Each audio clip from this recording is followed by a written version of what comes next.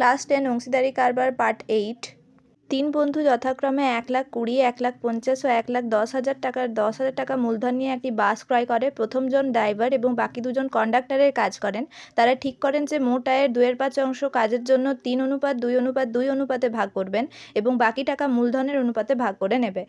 কোনো এক মাসে যদি 29,260 টাকা আয় হয় তবে কে কত টাকা পাবে নির্ণয় করুন। মোট আয়ের 2/5 অংশ কাজের জন্য ভাগ করবেন, অর্থাৎ 11,704 টাকা কাজের জন্য 3:2:2 অনুপাতে ভাগ করবে।